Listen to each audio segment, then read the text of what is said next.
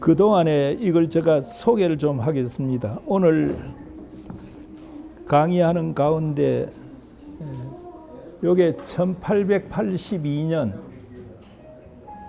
3월에 나온 심양에서 중국 심양에서 나온 문광서원이라고 하는 데서 나온 한글로 된 최초의 누가복음 번역서입니다. 그냥 이리 보시면 됩니다. 나중에 그냥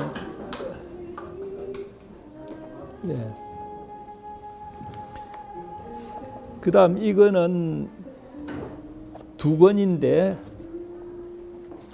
이수정이라고 하는 사람이 일본에서 1885년 처음 만들어낸 그 한글판 마가복음입니다. 그래서 여기에 신약 마가전 복음서 은혜라고 되어 있고, 그다음에 절반은 87년에 언더우드 아펜셀라가 그러니까 이수정이 번역한 이거를 한국에서 다시 조금 고쳤습니다. 맨 앞에 보시면 알겠지만은 여기에는 그 국한문으로 되어 있는데 맨 앞에 오른쪽에는 그 한글로, 왼쪽에는 그 한문이 나올 적에는 한문으로 썼는데 1장 처음이 뭘로 되어 있느냐면 신의 자 이렇게 되어 있습니다. 요게 이제 문제가 됩니다. 한국에 와서 보니까 이 신자가 뭐냐, 훈자가 뭡니까? 귀신 신자죠. 그러니까 이 귀신의 아들 예수 그리스도란 말이냐, 이제 이렇게 되니까 나중에 87년에 언더우드 아펜셀라가 그걸 다시 번역을 다시 하면서 이제 상제라는 말로 고쳤습니다. 상제의 아들 이렇게 고쳤습니다. 한글로 된 그러니까 이수정이 번역하고 아펜셀라 언더우드가 다시 재번역한 87년에 번역한 마가복음서입니다. 나중에 얘기하겠지만은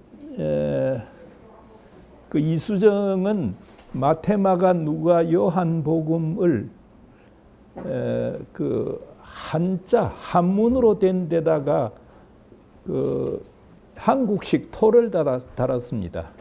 달아가지고 낸 것이 있습니다. 제가 집에 갖고 있다가 제 책을 한국기독교 역사연구소에 보내면서 전부 다 그쪽으로 보내버렸는데 마침 갖고 있질 않았어요. 그 다음에 여기에는 예수 선교전서라 해가지고 이건 아까 맨 처음에 그 82년 3월에 심양에서 누가복음을 번역한 존 로스, 나 약한 요한 이렇게 말합니다.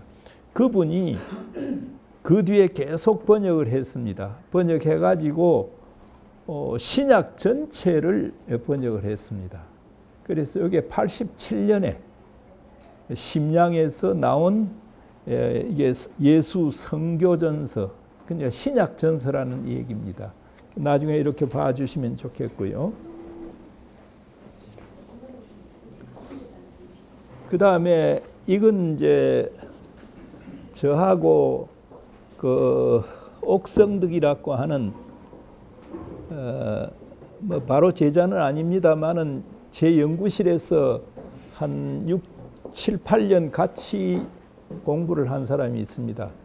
저는 제 연구실에 있고 그분은 서울대학교 영문과 다닐 적에 1학년 때부터 저 연구실에 출입해가지고 같이 했습니다. 그래가지고 성서공예사, 그러니까 우리나라 성경과 관련된 그 역사책입니다. 이게 성경 번역에 관련된 것은 주로 이 1권에 나오고 그 다음에 2권이 있습니다. 2권은 성경의 반포라든지 그 반포에 활약했던 사람들, 권서, 오늘 권서 얘기가 나오는데 그건 이제 2권에 나옵니다. 2권 나오는데 1권만 가져왔습니다. 이건 아마 대한성서공회에 가서 모르겠습니다. 그분들이 비매품으로 하는지 살 수는 있을 겁니다만, 요거 자, 그럼 저 기도하고 시작하겠습니다. 사랑과 자비가 풍성하신 우리 하나님, 오늘 저녁에 저희들에게 한국 기독교의 그 성서 번역 역사와 그리고 성경을 통해서 한국 교회가 부흥 발전하게 되었다는 그 초대 교회의 역사를 강의하고자 합니다. 이 가운데 주님께서 같이 하셔서 저희들에게 큰 은혜를 베풀어 주시옵소서. 말하는 저에게 기억력을 맑게 해주시고 듣는 이들이 잘 이해할 수 있도록 은혜를 베풀어 주시옵소서. 예수님의 이름 받들어 기도하옵나이다. 아멘. 오늘 이 얘기는 한국의 성경이 어떻게 들어왔느냐 하는 것하고 그 성경이 들어와서 어떻게 초기 한국 기독교의 역사를 형성해 갔는가, 그리고 실제는 그 성경에 의해서 한국 기독교의 부흥 발전이 왔다 하는 것을 설명을 하겠습니다. 그러니까 초기 기독교의 역사라고 할 수가 있습니다. 거기에 들어가기 전에 혹시 여러분들 이 핸드폰 가지고 다 찾을 수 있을 것입니다. 사도행전 6장 7절 말씀 누가 좀 크게 읽어주시면 좋겠습니다. 하나님의 말씀이 점점 왕성하여 예루살렘에 있는 제자의 수가 더 심히 많아지고 허다한 제사장의 무리도 이 도에 복종하니라. 예, 거기에 중요한 것은 하나님의 말씀이 뭐라고 했습니까? 왕성하여 하는 말이 있습니다. 이건 예루살렘 교회를 두고 한 얘기입니다. 예루살렘 교회가 초기에 이 11제자와 또 70명의 예수님의 또 다른 제자들을 중심으로 해서 시작이 되어서 굉장히 부흥 발전했습니다. 그래서 하루에 3,000명씩 회개하는 그런 역사도 일어났습니다. 그러다가 핍박이 일어나서 사방으로 흩어지는 거기까지 가는데요. 그런데 누가가 주목한 것은 이 예루살렘 교회가 어떻게 흥왕하게 되었느냐라고 할 적에 주목한 것은 하나님의 말씀이 왕성했다 하는데 주목을 했던 것 같습니다. 이게 왜 그런 유추를 할 수 있느냐 하면 다음 읽을 두 귀절이 또 나옵니다. 그럼 두 번째 귀절 12장 24절 좀 봐주시기 바랍니다. 하나님의 말씀은 흥왕하여 더하더라. 예, 하나님의 말씀은 흥왕하여 더하더라. 예. 그러니까 예루살렘 교회에 주어진 사명 가운데 하나가 예수님께서 승천하시면서 너희가 권능을 받고 예루살렘과 그 다음에 온 유대와 사마리아와 땅 끝까지 이르러 내 증인이 되어라라고 하는 말씀을 주셨습니다. 그런데 예루살렘 교회가 이렇게 왕성했지만은 예수님께서 승천하시면서 하신 그 분부의 말씀을 제대로 순종하지 않은 것 같습니다. 왜냐하면은 그들이 이 예루살렘과 온 유대와 사마리아와 땅 끝까지 이르러 예수님의 증인이 되기 위해서는 모이기만 해서는 안 되고 흩어져야만 했습니다. 그러나 성경 어느 구절 초기에 보더라도 이들이 흩어져서 복음을 전했다 하는 것이 보이지 않습니다. 그러니까 하나님께서 강권적으로 흩으시는 작업을 하는데 그게 스데반 집사가 그 죽임을 당하는 그 환란이 오게 되었습니다. 그래서 많은 사람들이 흩어집니다. 흩어지고 11장 19절 이하에 가면은 흩어진 사람들이 어디까지 갔느냐? 오늘날 시리아와 그 다음에 터키 국경되는 지역입니다. 페니키아 지역인데 그러니까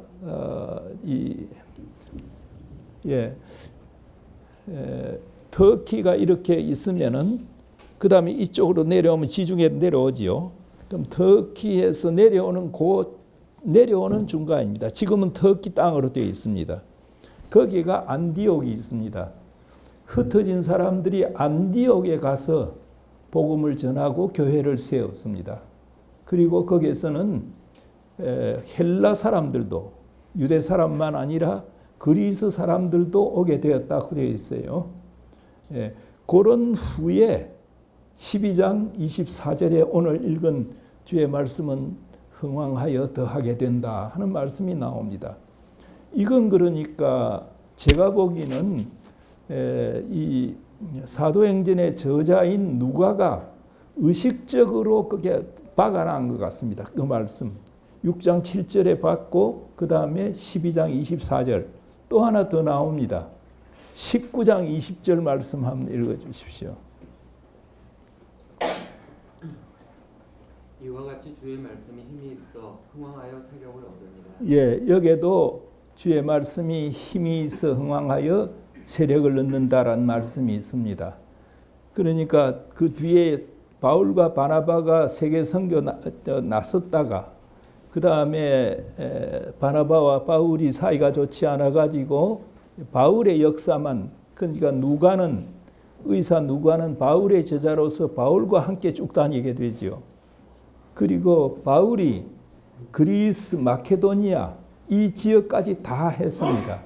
그 당시 관념으로는 아마 땅끝까지라고 생각하지 않았겠는가 생각됩니다. 그 지역을 다 돌고 난 뒤에 정리를 했습니다. 하나님 말씀이 이렇게 흥왕하여 더하게 되었다라고 했습니다. 요 말씀이 흥왕했다는 이거를 세 등분, 마가복음을 네 등분으로 했을 적에 6장 7절과 12장 24절 그 다음 19장 20절 이게 네 등분 가운데 중간 아주 중요한 요소에다가 그걸 박아놓고 있습니다.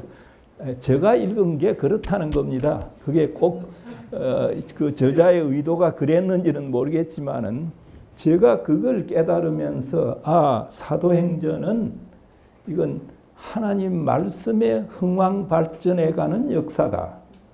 사도행전. 그러니까 그 말은 뭐냐면 세계 기독교의 최초의 역사가 말씀이 흥왕해서 발전해 가는 역사다. 이제 이렇게 저는 역사를 공부하는 사람으로서 이해를 하고, 그렇다면은 우리나라 교회사도 그렇게 관점이 없잖아 있겠구나 하는 생각을 하게 되었습니다.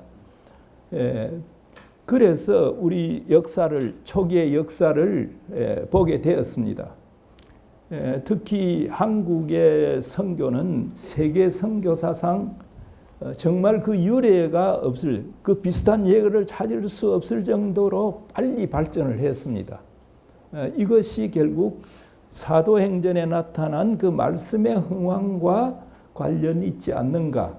이걸 가지고 제가 그러면 한국 초대 교회를 한번 보자 이렇게 된 겁니다. 그러니까 그걸 제가 오늘 강의를 하려고 하는 것입니다. 그러면 하나님 말씀인 성경이 어떻게 들어왔느냐라고 할 적에 몇 가지 그게 있습니다. 첫째, 한국 기독교회는 신라 시대 당나라와 깊은 교제가 있었습니다. 당나라가 660년에 백제를 멸망시키고 668년에는 고구려를, 그리고 난 뒤에는 신라하고 당나라가 여기서 붙었습니다. 싸움이 났어요. 그 흔적들이 지금 저 연천군이나 이런 데 가면 있습니다. 그 당나라 20만 군대가 와서 신라 군대에게 패해가지고 그때부터는 뭐 그냥 맥을 못 추고 도망을 쳤다 하는 그런 내용들이 쭉 있어요. 그리고 완전히 그러니까 당나라 군대를 물리친 것이 676년입니다. 6년인데 당나라에는 그럴 무렵에 서양으로부터 네스토리우스파 기독교, 그냥 경교라 그럽니다. 경교가 들어왔어요. 경교가 들어와서 주로 도시를 중심으로 해서 많은 경교, 우리는 이제 예배당이라 그러겠지만, 이 동양식으로 하면 경교 사원들이 많이 서게 되었습니다. 그리고 그때 경교에서 가지고 온 성경들이 있어요. 성경 번역도 좀 했습니다. 그건 몇 개 단계가 있는데, 그 당시에 676년 신라가 통일되고 난 뒤부터는 당나라하고 아주 교제가 깊었습니다. 그렇기 때문에 당나라에 들어왔던 성경이 신라에 왔을 가능성이 있지 않느냐. 그러나 문헌은 전혀, 문헌으로서는 증명할 수가 없습니다. 단지 여러 흔적들을 이야기합니다마는, 그러나 그것 가지고서는 우리가 확실하게 이 얘기를 할 수가 없습니다. 그러다가 이 캐톨릭이 들어오지요. 캐톨릭이 정식으로 중국에 들어오는 것은 1552년경부터 중국에 들어오기 시작한 마테오 리치가 가지고 들어오지요. 캐톨릭 교회를 세우고 북경을 중심으로 해서 생존이 좀 발전합니다. 그럴 적에 캐톨릭은 이 종교개혁 이전에는 성경을 일반 민중들이, 일반 신도들이 접근을 하지 못하도록 만들었습니다. 그러나 교리상 필요한 것, 그리고 교리 교육을 필요한 귀절들만 뽑아가지고 그 다음에 이거를 번역을 했습니다. 그래서 그거를 성경 직해라든지 하는 걸로 만들었습니다. 한문으로 만들었지요. 그러니까 성경 규절들 중요한 것만 뽑아가지고 그것이 뒤에 우리나라에 들어옵니다. 우리나라에 들어와서 번역된 적이 있습니다. 성경 직해, 성경 광명 이런 게 들어와서 개신교보다는 먼저 성경이 그러니까 귀절이죠. 중요한 요절들만 뽑아가지고 책이 나온 적이 있습니다. 그 뒤에 한글이나 한문이 아닌 성경, 영어로 된 성경이 들어오게 됩니다. 이게 1816년에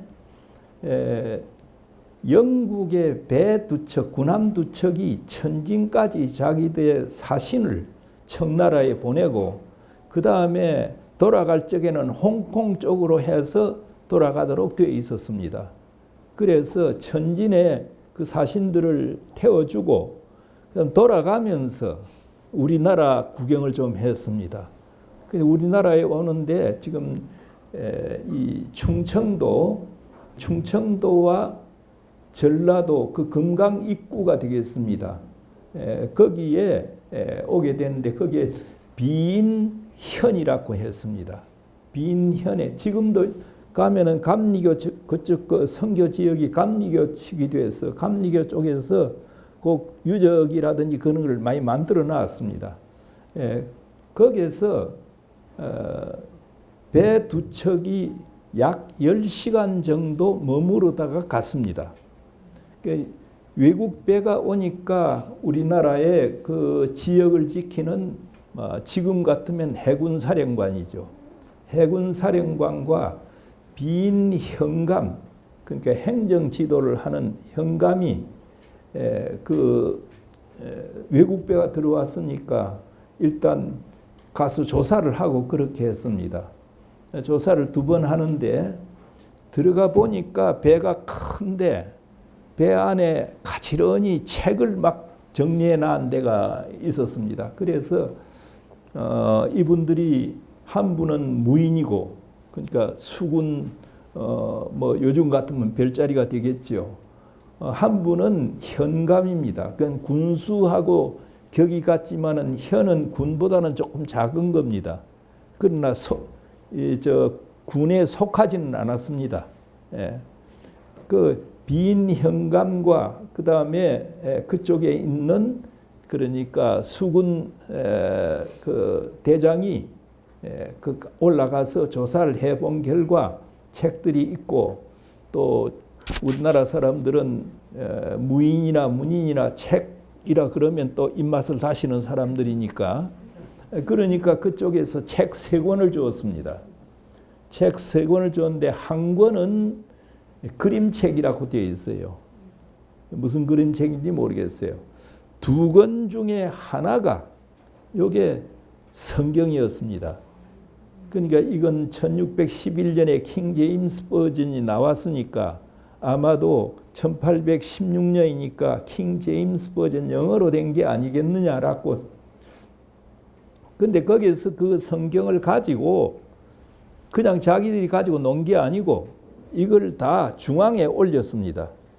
중앙에 올리면 당시에 중앙에서는 이 국방관계를 논의하는 회의, 최고회의가 있는데 그거를 비변사라고 했습니다. 특히 임진왜란 이후에는 비변사도 없고 그랬는데 임진왜란 이후에 변방을 방비하는 비변사, 그러니까 총사령부죠. 거기에는 영의정, 좌의정, 우의정이 다 들어갑니다. 굉장히 높은 사람들이 들어가는데 거기에다가 자기들이 받았던 걸 전부 다 올렸습니다. 올렸는데 이 사람들이 보다가 뭐 글자가 다 꼬부랑 글씨로 되어 있고 하니까 신기하다 해가지고 이 사람이 한 장 듣고 저 사람이 한 장 듣고 그래가지고 책이 없어졌다 이렇게 되어 있습니다. 제가 이 책을 좀 틀림없이 우리나라 사람들이 외국 책이지만 어디 보관이 되어 있을 거다. 왕실에는 왕실 도서관이 있으니까 규장각도 최근에 된 거지만은 그리고 창경원에도 장서각이 있었습니다. 그 장서각은 어디로 가 있느냐 하면 지금 한국학중앙연구원 그쪽으로 가 있습니다. 그 2군데를 뒤지면은 이게 나올지도 모른다라고 생각을 하고 저 수소문을 했는데 나중에 다산 정약용의 그 시를 쓴 곳에 가면은 거기에 이쪽 지역에서 책이 올라왔는데 어떻게 됐다 하는 것이 그게 나와요. 나오는데 보니까 날짜하고 맞춰 보니까 바로 그쪽에서 올라온 거예요. 올라왔는데 지금 설명한 그 내용대로 되어 있어요. 그러니까 이 사람이 한 장 뜯어가고 저 사람이 뜯어. 그래 결국 없어졌다. 그러니까 정약용이 후손들이 내 같은 후손들이 그 찾을까 봐서 잘 그렇게 써줘가지고 일이 잘 되었습니다. 다음에 성경이 오게 되는 것은 귀슬라프라고 하는 사람이 1830년에 우리나라에 오게 됩니다. 이분은 독일에 가면은 그 경건주의 운동이 일어났던 곳이 있습니다. 여러분들이 루터의 비텐베르그에서 조금 나와가지고 고속도로를 타고 내려오다가 가면은 그 곳이 지금 장소 이름을 H가 들어가는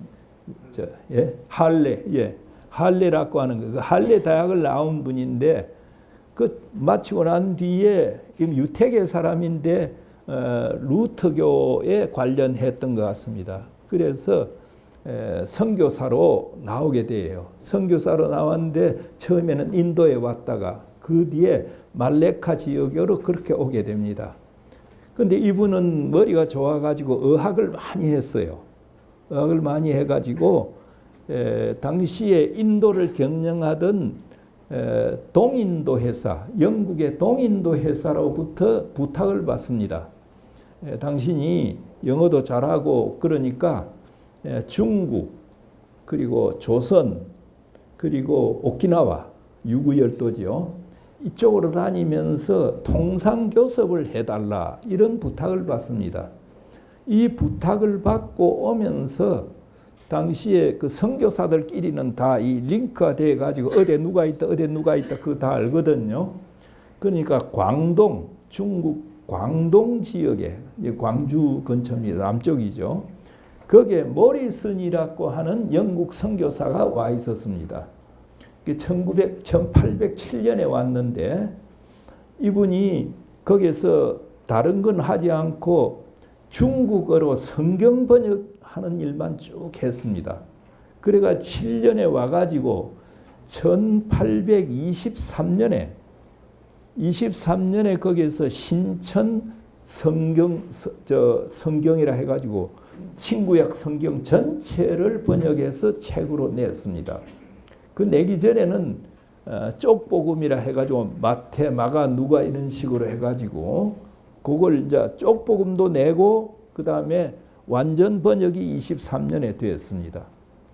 그 귀슬라프는 오면서 그 모리슨을 찾아가서 성경을 한문으로 번역한 거니까 성경을 좀 달라고 합니다.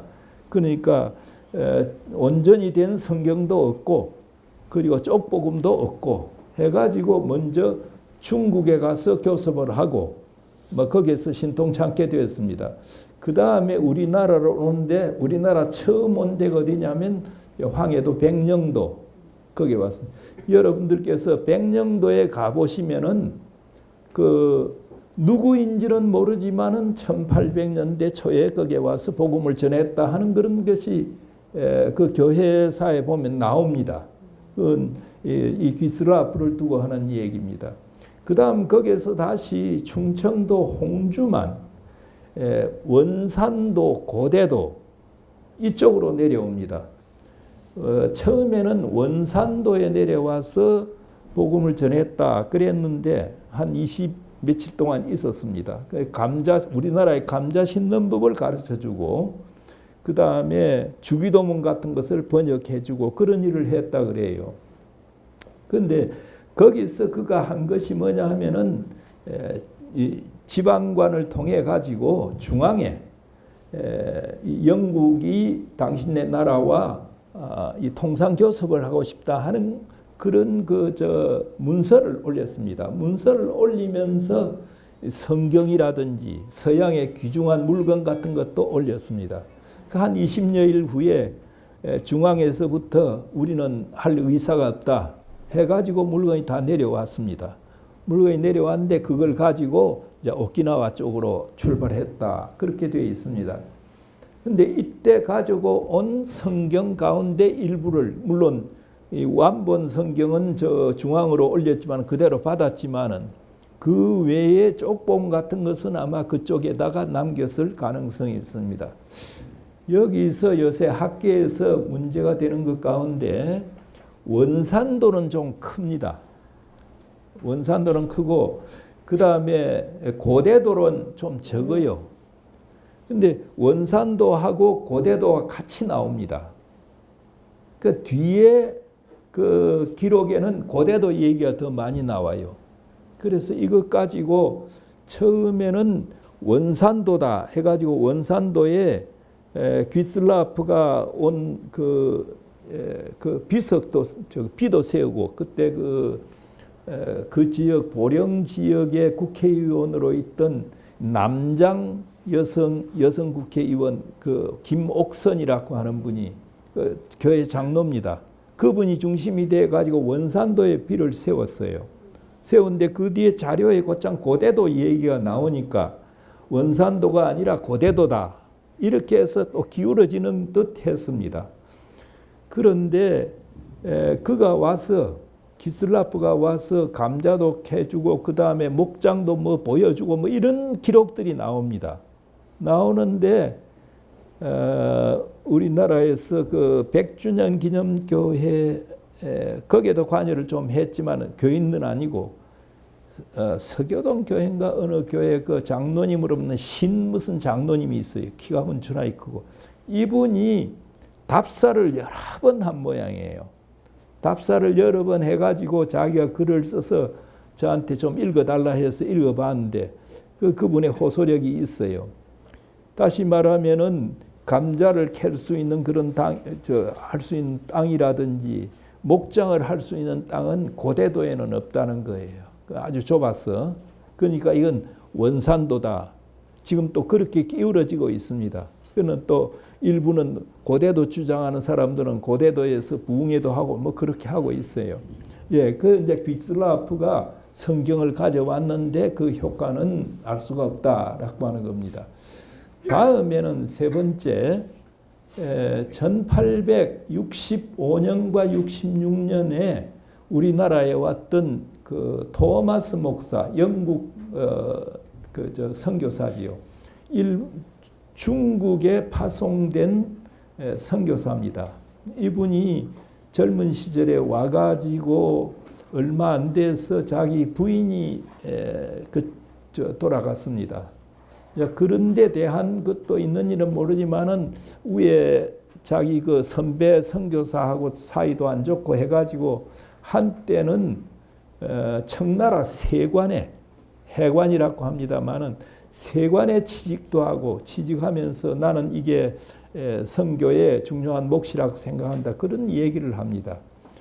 그런데 당시에 윌리엄슨이라고 하는 알렉산더 윌리엄슨이라고 하는 이 스코틀랜드 성서공회 NBSS라고 그럽니다. 내셔널 그다음에 바이블 소사이어티 오브 스코틀랜드. 그러니까 NBSS의 그러니까 그 성경 반포 책임을 중국에서의 반포 책임을 졌던 사람입니다. 알렉산더 윌리엄슨. 이분을 만나가지고 이분의 권유에 의해서 한국에 오게 됩니다. 그런데 그게 잘 어떻게 해서 그 자세한 게 기록으로는 지금 우리가 알 수가 없습니다. 그 와서 아마도 백령도 근처에서 복음을 전한 것이 아닌가. 그리고 한 2개월 동안 거기에서 한국어도 공부를 했다 그래요. 자신감을 얻어가지고 그다음 그가 서울로 들어가야 되겠다 이러는데 태풍을 만나서 결국 서울은 못 가고 중국으로 돌아가게 되었는데 그 이듬해 다시 들어오게 됩니다. 1866년. 그럼 여러분들이 우리나라 역사하고 이제 관련을 맺을 수가 있어요. 1866년에 천진에서 출발하는 미국 상선, 중무장을 한 상선, 제네럴 셔만호라고 하는 거죠. 제네럴 셔만호의 그러니까 셔만호가 한국에 가서 좀 장사를 하고 교섭도 하고 싶은데 한국어를 아는 사람이 없어요.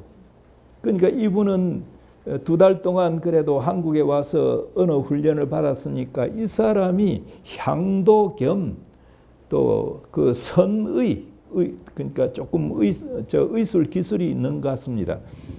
그걸로 타가지고 들어오게 됩니다. 들어오게 되는데 그 대동강으로 들어가서 평양에서 이제 희생을 당하게 되는 거죠. 소위 말하는 제네럴 셔만호 사건, 대원군 때 그걸로 나타납니다. 그분에 관한 자료들은 더러 우리 왕조실록에도 나오고 기록들이 많이 있습니다. 이 토마스 목사 얘기하면서 학계에서 여러 가지 그 논란이 좀 있습니다. 전에 토마스 목사를 연구하신 분들이 토마스 목사를 그냥 순교자로 이렇게 정리를 해버렸습니다. 그래서 저와 몇 사람은 그 복음을 전하러 왔다 하지만은 그 제너럴 셔만호의 향도격으로 왔고, 향도는 저 인도하는 거 아닙니까? 그리고 또 통역을 겸해서 그리 왔는데, 그리고 그건 또 저 제너럴 셔만은 대포 중무장을 했습니다. 대포를 갖고 있었어요. 상선인데도 그랬습니다. 그러니까 나중에 교전이 붙으니까 대포를 쏘죠. 이래 가지고 저 양각도라고 하는, 북한에 가 보면은 양각도가 있습니다. 양각도. 양각도에 호텔이 큰 게 있고 그 앞에 이 저 골프장도 있고 그렇습니다. 네. 양각도 앞에서 그냥 좌초가 되다시피 되어버립니다. 처음에 올라올 적에는 홍수가 져서 물이 많았는데 물이 빠지고 나니까 좌초가 되어 버렸어요. 그러니까 평양 시민들이 뭐 군대도 있으니까 이 장작 나무에다가 불을 붙여 가지고 계속 떠내려. 그래서 그게 제네럴 셔먼에 붙게 되고 그 다음에 그 불타. 그럴 적에 토마스 목사도 내려서 죽임을 당했다고 되어 있습니다. 그분을 순교자로 이렇게 하는 분들은 이제 거기에 여러 가지 각색을 많이 붙이죠. 뭐 성경을 뿌리고 어떻고 이제 이러는데 여기에 대해서 좀 의문을 좀 제기를 했습니다. 저도 그런 사람 가운데 하나고요. 그렇게 들어온 것을 순교라고 할 수가 있겠느냐 하는 이제 문제 제기지요. 이 했다가 많이 두들겨 맞았습니다. 역사는 미화를 시켜야 되는데 그런데 왜 저는 그런 문제를 하고 역사는 해석이고 또 그것을 어떻게 해석하느냐에 따라서 오늘의 우리의 행동 강령도 그게 들어갈 수가 있습니다. 그럼 만약에 제네럴 서마노 그 토마스 목사가 한 식으로 지금 선교한다고 하고 저 무슬림 그쪽 지역에 들어가면서 대포 쏘아가면서 그래가 희생되었다라고 할 적에 그것도 순교라고 할 수 있겠느냐. 자, 이런 문제들하고 연결이 됩니다. 그 해석이. 그래서 나는 좀 의심스럽다라고 했는데 많이 두들겨 맞았어요. 지금 그 우리 교회에서 하는 주류 사람들에게는 그러나 의문은 그렇게 제기를 해야 안 되겠습니까? 예. 자, 이렇게 이제 그분이 그러고 난 뒤에 아까 말한 그 윌리엄슨이라고 하는 알렉산더 윌리엄슨이라고 하는 분이 그 뒤에 1882년 3년에 다우드 웨이트라고 하는 의사, 그러니까 중국의 CIM 선교사입니다. C는 차이나, I는 인랜드, 그 다음에 M은 미션 이렇게 되죠. 그러니까 중국 내지 선교회라고 그렇게 말합니다. 내지 선교회 소속의 다우드 웨이트라고 하는 사람이 그 의사인데 성경을 가지고 들어와서 배포를 하고 그 다음에 그로부터 그 세례를 받은 어느 중국인 병사가 밖에 나가서 전도지를 돌리다가 잡혀가지고 한국 사법에 잡혀가지고 어려움을 겪었는데 다행히 그 사람이 죽지는 않게 되었다 하는 그런 기록이 또 잠깐 나옵니다. 다우드 웨이트, DOUTH, 그 다음에 WIST, 다우드 웨이트라고 하는 사람이 나오는데, 여기까지가 이제 우리가 좀 추적해 볼 수 있는 사람들 이 얘기입니다. 그 다음에 이제 본격적인 성경 번역과 관련된 제가 나눠드린 성경 번역과 관련된 얘기를 조금 하겠습니다. 스코틀랜드 그러니까 연합 장로교회, 스코틀랜드 그러니까 연합 장로교회 UPC United Presbyterian Church입니다. 거기에서 지금 저 산동반도 지푸라고 하는 곳으로 지푸 이 영어로는 제프라고 ZEFOO 제프라고 그렇게 표기를 합니다. 그곳으로 저 선교사를 파송했습니다. 처음으로 온 선교사가 82년 초에 온 존 맥킨타이어라고 하는 분이 거기에 왔고 그 다음에 이어서 온 사람이 존 로스라고 하는 사람이 왔습니다. 존 로스가 상해에 왔을 적에 윌리엄슨이라고 하는 이런 분들이 권고를 합니다. 뭐라고 하느냐면 당신은 산동반도의 지푸로 가지 말고 저 요하강 입구 만주 쪽입니다. 만주 쪽으로 가는 게 좋겠다. 이런 얘기를 하게 됩니다. 제가 이런 때는 저 지명 이름이 고창 생각 빨리빨리 나야 되는데 나중에 생각나면 얘기하겠습니다. 요하 입구에 도시가 두 개가 있습니다. 영구, 우장영구, 우장영구. 거의 도시가 붙어 있습니다. 저 우리 형제님 그때 우리 가서 다 봤죠. 영구, 우장. 네, 붙어 있는 도시인데 그쪽으로 왔습니다. 거기에 오니까 조선 사람들이 들어 있었어요. 그 조선 사람들을 만나가지고 언어를 배우고 그 다음에 그들에게 복음을 전했습니다. 그 중에 유명한 사람이 서상륜이라는 사람이 있어요. 서상륜은 홍삼 장사를 하러 그쪽에 갔다가 나중에 병에 걸려가지고 거의 사경을 헤매는데 그 사람들이 당신 그러면 저 양대인한테 가봐라. 서양 대인한테 가보면은 방법이 있을 거다. 해서 이 로스를 찾아와서 그 도움을 받아서 그 다음에 낫게 되었습니다.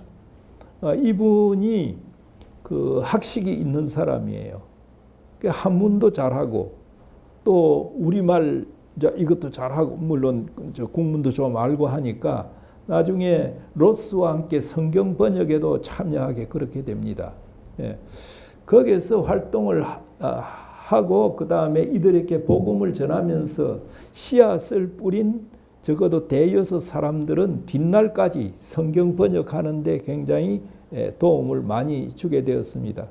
나중에 그는 그의 부인이 와서 아기를 낳고 얼마 안 돼 가지고 죽었습니다. 풍토병에 걸려서. 그러자 자기 누이 동생을 영국에서부터 다시 데리고 왔습니다. 그 누이 동생이 아까 말한 그 지프로 왔다는 맥킨타이어 이분하고 뒤에 이제 결혼을 하게 됩니다. 결혼을 하게 되고 사역지도 이 산동반도에서 만주 쪽으로 이렇게 옮기게 동역을 하게 됩니다. 존 로스는 젊은 시절부터 의학에 굉장히 뛰어났던 분이라 그럽니다. 제가 1986년에 이 교회사 자료를 찾기 위해서 그 런던과 그 다음에 캠브리지 대학에 가서는 한 달 정도 그 중앙도서관에 영국 성서공의 자료가 있어서 한 달 동안 제가 거기에 있고 그 다음에 다시 저 스코틀랜드 쪽으로 올라가서 스코틀랜드 성서공의 총무님의 도움을 받아가지고 존 로스 고향으로 저 가봤습니다. 고향에 가니까 존 로스를 기억하는 목사님 거의 100살 가까운 목인데 이 발음이 그냥 굉장히 듣기가 어려워요. 발음이 세니까. 그런데 그 총무님이 좀 얘기를 해줘가지고 얘기를 들어보니까 존 로스는 젊을 때부터 의학의 천재였다. 그리고 그 무덤이 지금 에딘바라에 있다 하는 그런 얘기를 쭉 그래 제가 들었습니다. 존 로스는 거기서 1877년에 한국에 관한 그러니까 역사책을 하나 썼습니다. 역사책을 쓰고 그 다음에 79년에는 그 코리안 프라이머라고 하는 제가 반대가 되었습니다. 77년에는 코리안 프라이머라고 하는 한국어 첫걸음 책을 냈습니다. 그 책을 보니까 재미있어요. 맨 처음에는 한글로 문장을 쓰고 조그맣게 그 다음에 발음하는 발음 기호 영문으로 그렇게 씁니다. 그 다음에 그 뜻이 뭐냐 이렇게 그 하나만 예를 들면 그 평안도 사투리 그걸 썼습니다. 아침이죠. 아참 먹었음매. 그리고 그걸 아 같으면 A자를 쓰고 참 같으면 CHAM 그 이제 발음을 쓰고 그 다음에 이제 영어로 번역을 합니다. 여러분들 뭐라고 번역하시겠습니까? 아침 먹었습니까 하는 거예요. 예? 하여튼 이건 기발한 그입이에요. 굿모닝이에요. 그렇게 번역을 해놨어요. 이제 그런 단어들이 쭉 나옵니다. 예. 근데 그게 뒷날 한국에 그거 한 사람들 선교사로 와서 한국어 공부하는데 그 교재가 다 됩니다. 그런 책. 그리고 79년에는 그 한국의 역사에 관한 책도 그렇게 냈습니다. 그 무렵이 되면은 맥킨타이어 자기가 그러니까 손아래 그 뭡니까 제매지요, 제부지요. 제부하고 성경 번역을 많이 했습니다. 번역을 많이 해가지고 78년 말이 되면은 그 신약 성서의 상당한 부분을 번역을 했습니다. 번역을 해서 이 번역을 출판을 하자면은 이제 돈이 필요하다 이 말이죠. 그래서 78년 말에 존 로스가 선교지를 떠나서 영국으로 갑니다. 영국으로 가서 80년 말에 돌아옵니다. 그동안에는 이제 여러 군데 다니면서 성경 번역에 필요한 그 돈과 그 다음에 필요한 종이라든지 잉크라든지 이런 걸 마련을 했습니다. 마련해가 돌아왔어요. 79년에 굉장히 중요한 사건이 지금 일어납니다. 우리가 잘 아는 그 존 로스는 지금 영국에 가 있고 79년에 그의 제부되는 맥킨타이어가 있는데 맥킨타이어가 4사람의 한국인에게 세례를 주었습니다. 우리가 한국 기독교 역사를 올리려면은 최소한 79년까지는 올려야 된다는 게 이제 이런 방경 자료들이 나오니까 우리가 처음에 그 사람들까지 설명하다가는 시간이 없으니까 제가 그냥 띄겠습니다. 4사람에게 주었습니다. 80년 말에 아까 말한 그 로스가 영국에서 돈 마련을 해가지고 돌아옵니다. 돌아와가지고 81년에 두 문서를 발간을 했습니다. 그러니까 한쪽짜리 큰 그걸 발간을 합니다. 그 하나는 요리문답에 관한 거고 그 다음에 하나는 성경 해설입니다. 마태복음이 뭐고 그 다음 누가복음이 뭐고 성경 해설한 그거를 좀 큽니다. 이렇게 그걸 인쇄를 해봐서 한글로 해보니까 글자가 나와요. 그래서 거기에 자신을 가지고 82년 3월에 아까 제가 드린 누가복음 그걸 찍어냈습니다. 82년 5월에는 요한복음을 이름은 요한네 복음이라고 되어 있습니다. 그거를 찍어냈습니다. 각각 3,000부씩. 그 3,000부의 소유권은 1,000부는 스코틀랜드 성서공회가 가졌습니다. 2,000부는 런던에 있는 그러니까 대영 성서공회 BFBS라 그럽니다. 그래서 가졌습니다. 그러니까 그만큼 이제 돈을 분할해서 냈기 때문에 그랬다는 거죠. 그럼 이렇게 출판된 성경을 어떻게 했느냐? 크게 3 루트로 해서 한국으로 들어옵니다. 첫째 루트가 당시에 일본에는 스코틀랜드 성서공회 지부가 있었습니다. 그 1,000부를 그쪽으로 보냅니다. 보내가지고 거기서 요코하마를 통해가지고 그 다음에 우리나라의 부산 동래와 대구 나중에는 원산 그리고 인천 제물포 이쪽으로 각각 그 성경을 보냈습니다. 근데 저희가 오랫동안 자료를 찾았는데 그렇게 들어온 성경에 의해서 개종의 역사가 일어난 건 아직까지 저희가 자료를 통해서 확인을 못했습니다. 앞으로 나오리라고 생각합니다. 두 번째는 압록강 북쪽에 두만강이 아니고 압록강 북쪽에 우리나라 사람 약 3만 명이 가 있었습니다. 그러니까 중국 사람의 토지를 빌려가지고 거기서 농사도 짓고 그냥 왜 갔느냐라고 하면 그 흉년이 들어서 가기도 하고 또 이쪽에 가렴주구에 못 견뎌서 이제 그리 가기도 했습니다. 그리고 그 마을이 28개 마을을 형성하고 있었습니다. 3만여 명이. 예. 그런데 여기에 복음을 전하기 시작했습니다.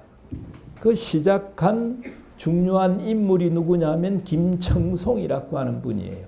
김청송은 원래 홍삼 장사를 하기 위해서 만주로 떠났다가 그 다음에 그 다 말아먹고 중국인 그러니까 인쇄회사에 그게 직원으로 들어가 있었습니다. 있다가 심양에서 로스가 인쇄 기술자 필요하다 하니까 이 사람이 그쪽으로 와서 거기서 누가복음, 요한복음을 찍어냈습니다. 그런데 로스가 이 김청송을 두고 표현한 게 재미가 있습니다. 이 사람은 아주 좀 아둔하다, 미련한 사람이다. 좀 미련한데, 그러니까 미련하니까 아주 일을 꼼꼼하게 잘하는 거예요. 활자 하나씩 채집을 하는데 잘하는 거예요.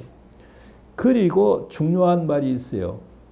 그 사람은 이 활판을 가지고 종이에다가 찍질 않고 자기 마음판에 그 성경 말씀을 찍었다라고 표현이 있습니다.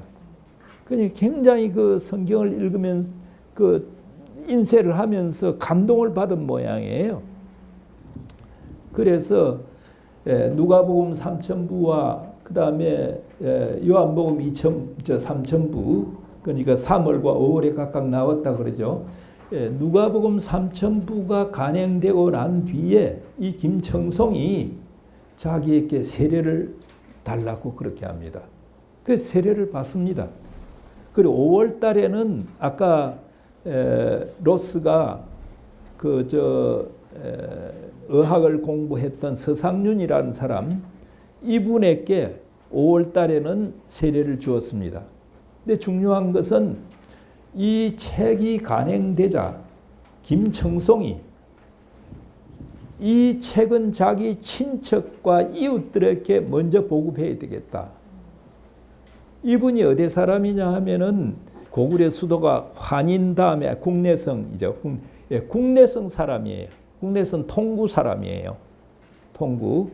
그러니까 그건 압록강 바로 대안입니다. 예. 거기 사람인데 그러니까 그분 원래 평안도에 살다가 이제 여러 가지 행편으로 그쪽으로 옮긴 거죠. 그러니까 자기 친척과 이웃에게 이 복음을 전하고 싶다. 먼저 보내거든요. 그래서 그 사람이 그 성경을 짊어지고 가서 보급을 합니다. 보급을 하고 그러니까 83년에 보급을 하고 84년에도 보급을 합니다. 83년에 갔다 와서 로스 보고 지금 예수 믿겠다는 사람 있으니까 당신 가서 세례를 주시오. 로스는 그거 믿지 않았습니다. 믿지 않았어요. 그러다가 다시 권고를 하니까 84년 겨울 영하 40도의 추위를 무릅쓰고 그의 친구 웹스터라고 하는 사람과 함께 600마일의 대장정을 시작을 했습니다. 그 장정에서 75명의 조선인에게 세례를 주었다고 되어 있습니다. 겨울이니까 밖에 안 나가고 있고 그러니까 뭡니까? 겨울이니까 사람 만나기 좋고 해서 75명께 세례를 주었다는 거예요. 그럼 세례를 준 거는 어떻게 해서 김청송이 뿌린 성경이 지금 있으니까 성경을 가지고 세례 문답도 하고 다 그렇게 한 거예요. 그리고 그러니까 84년 겨울에 그랬고 85년 여름에도 그가 다시 그러니까 압록강 북쪽 조선족 마을을 다녔습니다. 다녔는데 그때는 25명밖에는 세례를 주지를 못했습니다. 여름이니까 일하러 나가야 되고 사람을 우선 만나기가 힘들었을 것으로 생각합니다. 그러면서 거기에 기록을 뭐라고 해놨느냐 하면은 지금 600여 명의 남자들이 지금 세례받기를 원하고 있다라고 하는 것을 적어 놓았습니다. 지금 이거 제가 실증적인 걸 가지고 얘기하는 겁니다. 아마 여러분들이 준 그런 자료들에 보면은 그 밑에 풋노트가 다 있을 겁니다. 아마. 예. 그 600여 명이 지금 세례 받기를 대기하고 있다 하는 그런 얘기를 하게 되었습니다. 요게 그러니까 두 번째고, 첫 번째는 뭡니까? 첫 번째는 일본을 통해서 들어왔는데 그 결실 사항은 확인이 안 된다는 거고, 두 번째는 압록강 북쪽에 있는 3만여 명의 조선인들에게 복음을 전했다는 겁니다. 그런데 여기서 하나 중요한 것은 이들이 복음을 받고 난 뒤에 그 다음 중국인 지주들이 보니까 한 번씩 모여가지고 웅성거리고 무슨 노래 같은 것도 부르고, 그래서 중국인 지주들이 이 친구들이 무슨 반란을 모의하는 것 아닌가 하는 생각을 하게 됩니다. 그래서 중국인 마적대들 있지 않습니까? 이런 깡패들을 동원해 가지고 조선족 집을 습격을 하고 파괴를 하고 그렇게 했습니다. 그래서 상당수가 쫓겨서 압록강 남쪽으로 오게 됩니다. 일종의 디아스포라가 된 거예요. 근데 이들이 와서 로스가 번역한 성경을 가지고 복음을 압록강 남쪽에서 전합니다. 그래서 상당수가 생기게 돼요. 뒷날 언더우드가 1885년 그러니까 4월 5일에 오지 않습니까? 그러고 난 뒤에 그가 뒤에 온 여의사 그 릴리죠. 예, 그 여사하고 결혼을 하는데 그분이 그 여성이 언더우드보다 4살이 많았습니다. 4살이죠. 4살인가 8살인가 지금 헷갈려서 좀 하여튼 그리 많았어요. 그래서 제가 농담을 이런 때 좀 합니다. 혹시 뭐 우리 자매님들 가운데서 좀 아직까지도 그랬거나 또 그 남성들 가운데서도 연하의 여성은 좀 싫어하고 연상의 여성을 사모하는 사람들, 우리 선교사 초대 선교사가 그랬으니까 8살로 생각이 됩니다. 하여튼 이렇게 많은 분에게 결혼을 해서 아들 나중에 하나 낳았죠. 그런데 결혼을 하고 난 뒤에 89년입니다. 결혼을 하고 난 뒤에 신혼여행을 압록강변으로 갔습니다. 가서 자기는 서울에서 정보를 다 받고 있었어요. 그쪽에서 예수 믿는 사람들이 있다 하는 걸 들었습니다. 그래서 가서 그 사람들에게 세례 문답을 하고, 그리고 이 세례는 한국 땅에서 주질 못하고 그 다음에 배를 이용해 가지고 만주 쪽으로 건너가서 거기에서 세례를 주고 데려왔습니다. 당시에 그게 세례 준다는 것이 공공연히 드러나면은 굉장히 어려운 상황들이 왔기 때문에 그렇게 했다는 겁니다.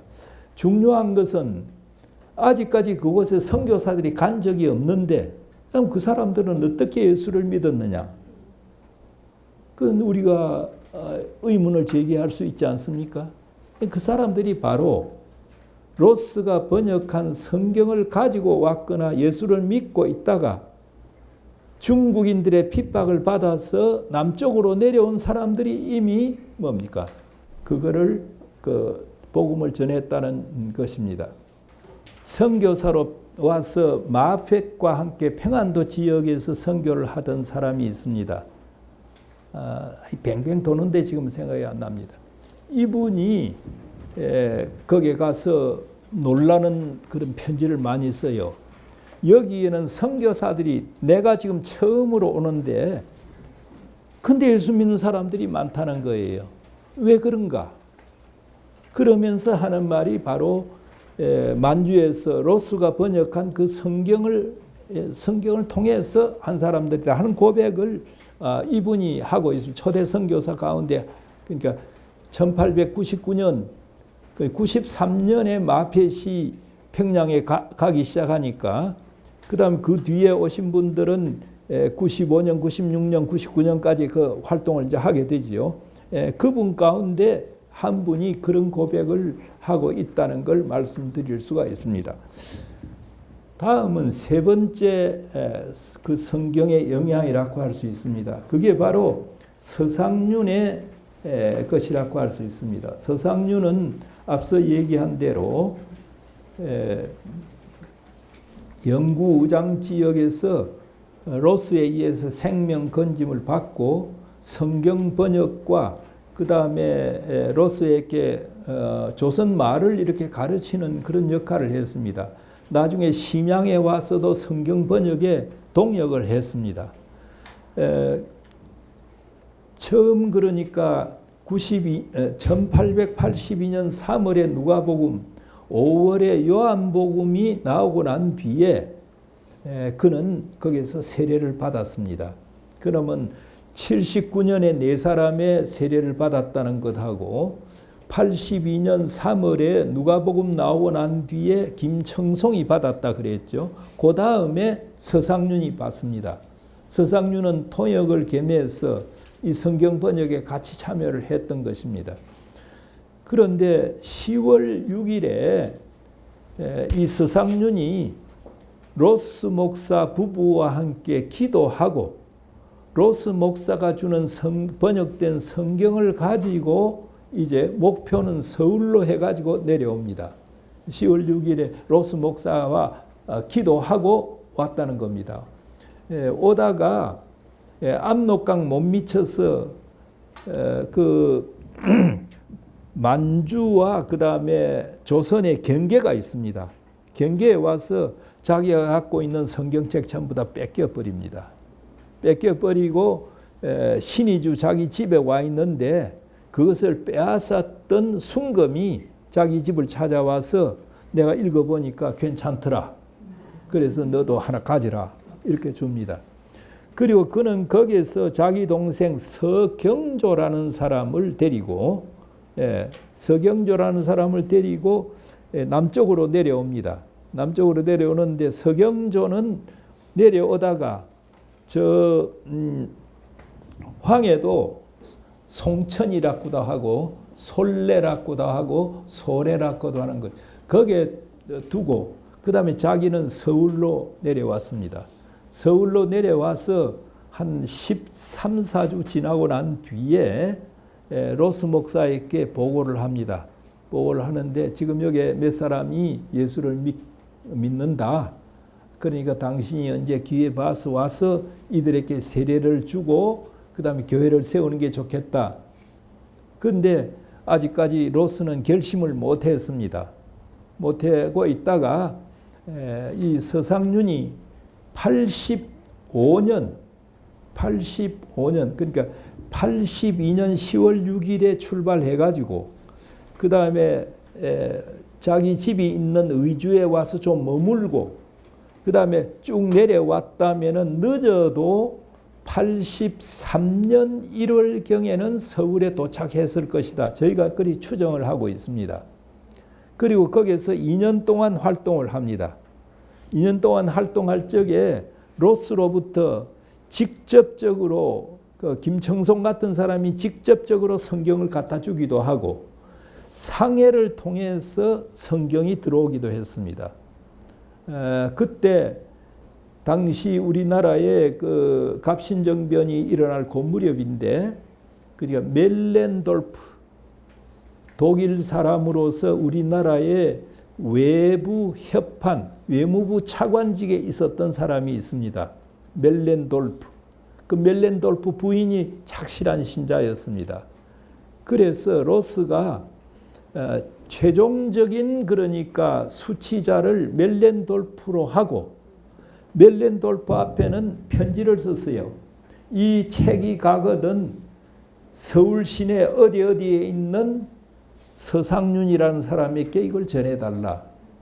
그래서 그때 온 성경은 그 한문 성경도 있고 국문 성경도 있고 그 다음에 덕혜 인문이라고 하는 전도 용지도 전도 그 책입니다. 이것도 같이 왔습니다. 그래서 이 책과 성경을 황해도 송천에 있는 소래에 있는 자기 동생에게 주어가지고 그 서경조가 예수를 믿게 되고 그분이 우리나라 초대 7사람 평양신학교 나와가지고 7사람 그러니까 목사 가운데 한 사람이 이 서경조 목사입니다. 혹시 그 보면은 가장 저 사진에 7사람 사진이 나오는데 그 덥수룩한 이 수염이 많이 기어져 있고 하는 사람이 있어요. 이분이 서경조 목사님입니다. 그 서경조 목사가 처음에 이름은 서상우라고 했습니다. 예. 이 목사 그러니까 주어가지고 개종시키고 뒤에 장로 목사가 되도록 한 일이 있습니다. 그리고 난 뒤에 이 서상류는 서울에서 쭉 활동을 하다가 아마도 85년 초에 계약 기간이 끝나가지고 여기에 있는 그러니까 저 정보를 다 가지고 로스 목사에게로 갔습니다. 심양으로 올라갔습니다. 올라가서 그가 자기가 2년 동안 서울에서 활동한 것을 보고를 합니다. 그 보고를 받고 이 존 로스 목사가 자기를 도와준 BFBS 그러니까 대영 성서공회에 일종의 선교 보고서를 보냈습니다. 이게 3월 8일자로 보냈습니다. 85년 3월 8일자. 이게 굉장히 중요한 날짜입니다. 왜 그러냐 하면은 우리나라에 언더우드 아펜셀러 선교사가 온 것이 언제입니까? 85년 4월 5일 부활주일 날이라고 되어 있습니다. 근데 그보다 약 한 달째 3월 8일자로 보낸 편지입니다. 그 편지 내용이 어떻게 되어 있느냐 하면은 여러분들 거기에 있습니까? 편지 내용을 제가 인용을 했습니까? 예, 그거 좀 읽어 보시면 좋겠습니다. 그 내용이 이런 겁니다. 자기가 여기서 활동을 한 결과 지금 70여 명의 사람이 개종을 했다. 세례를 주면 된다는 거예요. 그리고 70여 명 가운데서는 유력한 사람도 있다는 거예요. 그 다음에 또 한 군데는 서울에서 서쪽 지역에 벌써 몇 주 전부터 모이는 모임이 있다. 18사람이 모인다는 거예요. 그리고 거기에는 프리칭 홀을 만들어가 영어로 프리칭 홀을 만들어서 그다음 모이고 있다는 거예요. 그럼 예배당 아닙니까? 예, 모이고 있다 하는 얘기. 그리고 서울에서 좀 남쪽 되는 지역 아마 안성으로 지금 보는 사람들이 많습니다. 거기에도 결신자 예수 믿는 사람이 있는데 이분이 20여 명을 모아놓고 지금 계속 모이고 있다 하는 거예요. 그거를 그러니까 이 선교 보고서에 쭉 썼습니다. 몇 월 며칠자 3월 8일자를 그랬죠. 그러면 이 실제 일이 일어난 것은 어떻게 되겠습니까? 그보다 전이겠죠. 자기가 가서 보고해가지고 보고 듣고 바로 썼는지 좀 있다가 썼는지 모르지만은 이분이 그렇게 3월 8일자로 보낸 편지.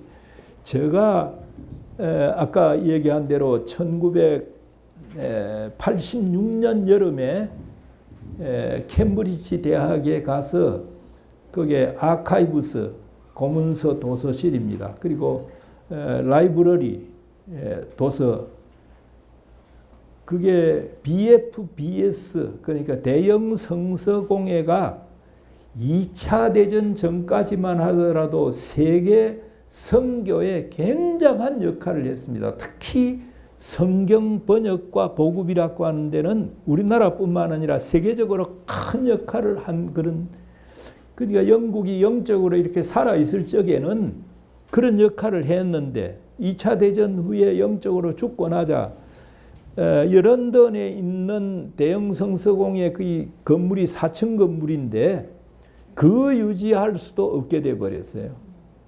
그래서 사무실은 그 스윈든이라고 하는 곳 런던에서 서북 브리스톨 쪽으로 좀 가다가 있습니다.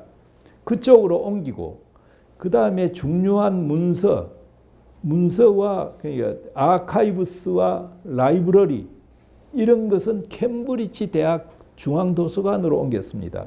그래서 제가 가겠다고 하니까 당신 이쪽으로 올 것도 없는 거고 캠브리지 대학 그 중앙도서관으로 가서 맥팔렌인가 하는 그 여성을 만나라. 그러면은 당신은 안내를 좀 잘해 줄 거다. 그래서 직접 가서 여러 가지를 찾았습니다. 예. 그런데 이 편지를 발견하고 난 뒤에 굉장히 기뻤습니다.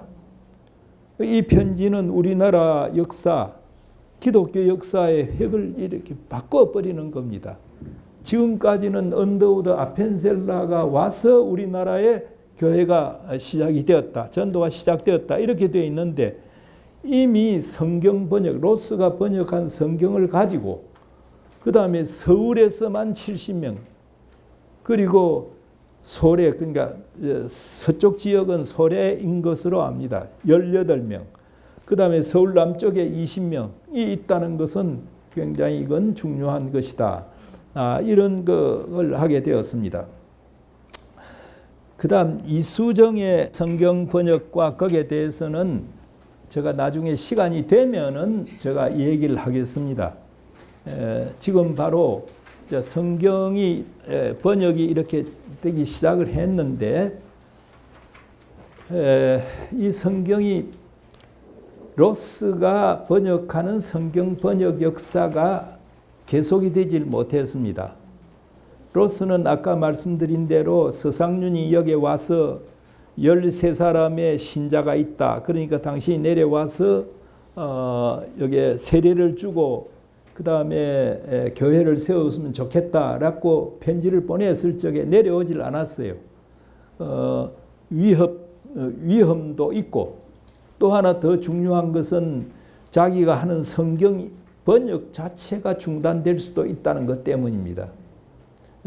그래서 그는 거기에서 계속 신양에서 성경 번역을 한 결과 87년에 아까 제가 예수 선교전서라고 하는 거 주었죠. 예, 그거를 87년에 냈습니다. 예수 선교전서는 신약전서입니다. 그걸 순한글로 해서 거기에서 냈던 겁니다.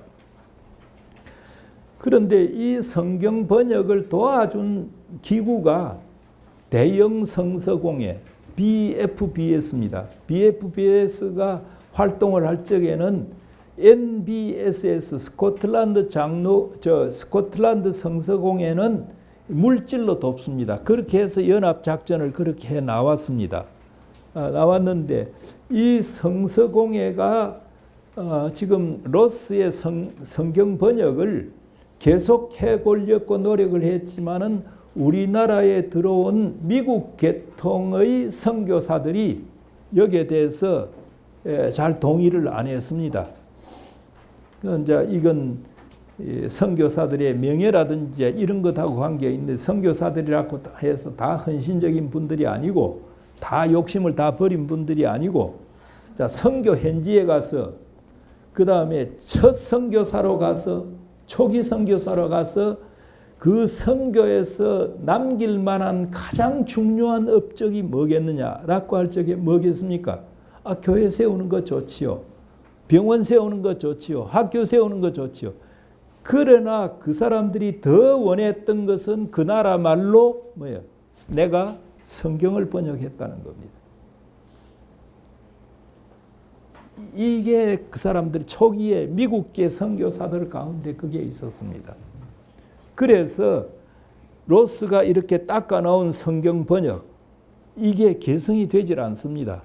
개성이 되질 않고 그 다음에 미국계 선교사들이 번역을 하려고 시도를 합니다. 초기에 그 선교사로 오면 어느 나라도 마찬가지겠습니다만은 그 현지 어학 훈련을 최소한 3시간 해야 됩니다. 그런데 우리나라에 오신 분들은 씨를 뿌리러 왔는데 지금 추수할 단계다 이거예요. 그게 너무 바빴어요. 너무 바빴기 때문에 3시간 어학 공부하는 걸 제대로 못했습니다. 그러니까 자기들은 욕심은 앞서고 성경 번역은 지금 번역에 대한 요구가 또 많이 나옵니다. 그래서 1890년에 그 감리교 스크랜턴의 보고서에 보면은 감리교도 그러니까 1885년에 들어왔지 않습니까? 스크랜턴도 85년에 들어온 의사 겸 목사였습니다. 예일대학 출신입니다. 이분이 감리사로서 조선의 감리사로서 90년에 선교 보고를 했습니다. 보고를 하는데 그 무슨 말이 있느냐 하면은 한문 성경 밖에는 읽을 수 없는 그러니까 이용할 수 없는 이런 상황에서 성경을 빨리 번역해 달라는 울부짖는 요구가 있다. 조선에는 지금 그런 요구가 있다는 거예요. 그 요구에 선교사들이 응해 주질 못했습니다. 가능하면 그냥 이 로스역을 가지고 좀 더 보완하고 발전시키면 되었을 텐데 그게 안 됐습니다. 그래서 성경 번역이 지지부진해지니까 아까 말한 대로 90년에 스크랜턴에 그런 보고가 있느냐 하면은 97년에 두 신문이 나옵니다. 감리교회 대한그리스도인 회보라고 하는 신문과 그 다음에 장로교회 그 그리스도 신문이라고 하는 두 신문이 나오는데 그 신문들을 보면은 성경 번역 요구를 하는 것이 계속 나옵니다. 그 예를 하나 든다면은 예수 믿는 사람이 그 밥을 먹어야 한다면은 그러니까 예수 믿는 사람이 밥을 먹는 것과 그건 뭐냐면 성경을 읽는 거다. 그런데 지금 우리에게는 읽을 성경이 없어. 그러니까 물을 마시는 것과 같이 중요하고 밥을 먹는 것과 같이 중요한 이 지금 성경이 없으니까 빨리 번역해 달라. 그리고 이 번역이 그렇게 왜 더딘지 답답하다 하는 그런 그 일종의 그 독자 투고를 통해서 그런 것들이 나타납니다. 아까 말한 대한그리스도인 회보, 감리교에서 나온 대한그리스도인 회보, 그리고 그리스도 신문, 장로교에서 나온 그 신문들을 지금 거의 다 있습니다. 그게 일주일에 한 번씩 나왔는데 거기에 보면 그런 자료들이 있습니다. 이런 요구에 반응하면서 선교사들이 노력을 많이 했습니다. 해가지고 1900년에 처음으로 그러니까 우리나라에 와 있는 선교사들이 신약 성경을 번역을 했습니다. 로스역은 벌써 82년부터 나온 건데 1900년에 나오기 시작합니다. 그리고 이게 공인역으로 되는 것이 언제냐? 1906년입니다. 그러니까 공적으로 인정하는 성경이 되는 것이 1906년입니다. 그리고 구약 성경은 1896년경부터 이 피터슨이라고 하는 그러니까 그 사람은 선교사인데 유대계 선교사예요. 유대계니까 이 사람이 히브리어를 잘해요. 그래서 시편부터 번역을 했습니다. 그래서 아까 말한 그 성경 그러니까 그리스도 신문이라든지 대한그리스도인 회보 같은 그 신문에 자기가 번역한 이 시편 같은 것을 발표를 좀 합니다. 그러다가 이 구약 성경 번역에 아주 대가가 오게 되는데 선교사로 레놀즈라고 하는 레이놀즈라고 보통 말합니다. 이 눌서라고 하는 선교사가 옵니다. 선교사가 와서 1908년경부터 전주를 중심으로 해가지고 자기 그 조수 몇 사람 이승두라든지 몇 사람을 데리고 가서 성경 번역을 했습니다. 해가지고 1910년에 구약 성경 번역을 완료합니다.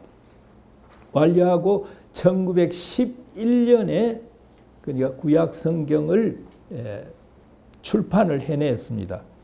요게 그러니까 초판입니다. 우리나라에서는 그러니까 1906년에 신약 그러니까 공인역이 처음으로 나오는 것은 1900년이고 공인역으로 나오는 것은 1906년, 구약은 1910년에 번역이 완료되고 11년에 그 출판이 되었습니다. 그리고 이 출판을 해놓고 보니까 너무 조잡해요. 그래서 곧 구약개혁위원회를 만듭니다. 그 개혁위원회가 1936년에 구약을 출판을 합니다. 그리고 신약개혁위원회도 만들어서 37년에 신약개혁이 나왔습니다. 합본이 되어가 나오는 게 38년이에요. 1938년. 그래서 여러분들이 갖고 있는 그 성경을 보면은 그게 개역 개정판으로 되어 있죠. 그 개역이라고 하는 것은 1938년에 개역됐다는 그겁니다. 그리고 그 뒤에 몇 번 고칩니다. 고치다가 95년인가 하면은 개정판을 냅니다. 그래서 개역 개정판이라고 하는 것이 나오게 됐다라고 하는 걸 말씀드립니다. 그저 그동안에 뭐 이 성경 번역한 거 뭐 여러 종류가 있습니다. 1923년을 기점으로 해서는 이 게일이라고 하는 사람이 우리 말에 그러니까 조선 말의 흐름에 조선 말의 흐름이 이렇게 음악적으로 되어 있답니다. 자기는 그 흐름에 맞게 번역을 해야 된다 해가지고 그 새 번역을 낸 적이 있어요. 그러나 환영을 받지 못했습니다. 그 당시까지만 하더라도 성경 번역은 축자, 그러니까 원어에 하나하나 따져가면서 원어를 따져가면서 그러니까 했습니다. 우리 창세기만 하더라도 하나님께서 그 이제 맨 처음에 뭘 만들다 하나님께서 또 하나님께서 또 만들고 이렇게 되어 있어요. 예, 보면은 그러나 이 게일은 기일 선교사 지금 저 연동 교회를 세운 분입니다. 카나다 계통의 분이고 예, 기일 선교사는 우리 문화에 아주 익숙한 분입니다. 구문몽 같은 것을 그 한문으로 된 걸 뭡니까? 영어로 이렇게 고쳐내고 그리고 존 버년의 철로역정 그거를 우리말로 번역을 해낸 그런 사람이에요. 아주 의학의 천재입니다. 그 기일 목사는 이렇게 하나님이 천지를 창조하시다, 하나님이 사람을 만들었다, 하나님이 뭘 만들었다 이렇게 다 주어가 그렇게 나오는데 이게 조선의 어법이 아니라는 거예요. 그러니까 하나님이 맨 처음에 누굴 만들고 뭘 만들었다. 이렇게 해야만 이게 조선 어법에 맞다는 거죠. 그런 식으로 새 번역을 낸 적이 있습니다. 그러나 당시만 하더라도 성경 번역뿐만 아니라 영감설에도 축자 영감설을 강조하던 한국 분위기에서는 그게 맞질 않아 가지고 그렇게 많이 유포되지는 않았습니다. 그 외에도 성경 여러 가지 있습니다만은 제가 여러분들이 골자로 알아둬야 될 것은 1900년에 신약 성경이 번역이 되고 1906년에 공인역이 되고 1910년에 구약이 번역이 완료되고 11년에 출판이 되고 그리고 36년에 구약이 그러니까 이 개역이 나오고 37년에 신약 개역, 신구약 개역이 같이 나오는 것은 38년이다 하는 것 알아두시고 그게 맞춤법이 근대 맞춤법에 맞추어서 나오는 게 전쟁 중인 52년에 나옵니다. 제가 52년에 그 성경을 받아들고 너무 감격했던 적이 있습니다. 그때는 그 크지도 않고 좀 이 사륙판 정도로 해서 나왔는데 그 너무 좋았습니다. 예. 그리고 그 뒤에 새번역도 있고 그리고 또 이 표준 새번역도 있고 뭐 여러 가지 있습니다. 제가 우리 성경 번역에서 가장 좋다고 생각하는 표준 새번역입니다. 그러나 표준 새번역에는 여호와라는 말이 없어요. 주님으로 다 되어 있습니다. 그게 세계 번역의 추세입니다. 다른 데서도 여호와, 야훼 이거 쓰지 않아요. 실제로 신학 공부하신 분들이 너무 많아서 내가 말하기가 좀 히브리어에서 여호와란 말은 자음만 있지 모음이 없어요. 그러니까 이거를 야훼로 읽어야 할지 여호와로 읽어야 할지 또 다른 걸로 읽어야 할지 모릅니다. 하나님은 자기 이름을 가르쳐 주지 않았어요. 모세가 물으니까 뭐래요? 나는 항상 있는 그 존재다라고만 했지 자기 이름 말하지 않았어요. 그런데 한국에서는 딱 박아버렸어요. 여호와 딱 박아버렸어요. 예, 사실 그게 큰 역할도 했습니다. 왜냐하면 일제 신사 참배 때 여호와 하나님 이렇게 해서 이긴 사람들이 그걸 가지고 굉장히 힘을 많이 얻기도 했습니다. 그러나 세계 번역 추세가 그게 아니니까 주님, 주 이렇게 전부 다 번역을 했습니다. 그런데 우리나라 보수 교단 가운데 이제 몇몇 교단들이 반기를 들기 시작했습니다. 이 성경 말씀 가운데 성경에 여호와란 말이 빠지다니 해가지고 뭐 성서공회를 행해서 대가를 하기 시작했습니다. 결국 성서공회가 나중에 손을 들고 말았습니다. 제가 그때 그 와중에 쭉 이리 봤는데요. 저는 그 표준 세번역을 가지고 우리 아이들이 중고등학교 때 가정예배를 볼 적에 그걸 가지고 했습니다. 애들도 이해를 해요. 참 잘 돼 있어요. 제가 보기는. 제가 6.25 때 초등학교 6학년이었는데 저희 거기까지 인민군이 들어왔어요. 그 한 2달 동안 우리 거기를 점령을 하고 있었습니다. 저는 피난을 못 가고 바로 인민군 지하에 있었어요. 있으면서 이제 낮이 되면은 폭격이 너무 동네 우리 집도 불타버렸고요. 동네 그게 심하니까 아침 새벽 되면 이 보리밥 덩어리 거기에다가 소금기 뭐 이래 가지고 해서 산속으로 들어갔습니다. 그 여름이니까 거기에 뭐 개울물 거기에 장난도 치고 그때 집에서 저 앞뒤장이 떨어진 그 성경하고 그 찬송가가 저 가사만 있는 찬송 그런 게 있었어요. 그걸 가져가서 거기에서 찬송을 많이 불렀어요. 뭐 지금도 그 이제 그때 그 외운 찬송가를 지금 다 그냥 부를 때가 많이 있죠. 있는데 그동안에 찬송가가 몇 번 바뀌었죠. 근데 가사를 왜 그렇게 바꾸는지 모르겠어요. 그래서 제가 이거는 내 외우는 찬송이다 하고 예배 볼 적에 하다가 보면은 가사가 틀려요. 옆에 사람하고. 거기에서 제가 깨달았습니다. 목사님들 성경 번역도 이런 것 그렇지 않을까 이런 생각을 좀 해봤습니다. 여기까지는 별로 뭐 그냥 스토리니까 별로 중요한 건 아니고요. 지금부터가 이제 한국교회 부흥과 관련된 얘기를 하려고 합니다. 이 성경이 이제 이렇게 번역이 돼 나왔는데 옛날 같으면은 그 유통 구조도 별로 없고요. 그 다음에 이 성경을 보급 자체를 할 방법이 별로 없어요. 그러니까 교회가 있으면은 교회를 통해서 보급할 수도 있고 또 유통 구조를 이용할 수 있는데 보부상들이 그거 가지고 와서 안 한다 이 말이죠. 그래서 교회 성서공회, 그다음 영국 성서공회가 중심이 되어 있습니다. 성서공회와 선교사들이 합동을 해가지고 이 성경을 보급하는 사람들을 모집해서 훈련시켜서 보냈습니다. 이 사람들을 영어로 콜포처라고 했습니다. 콜포처. 콜은 목이고 포처는 포터. 목에 걸고 물건을 운반한다. 그런 콜포처입니다. 그걸 초기에는 매서인이라고 했습니다.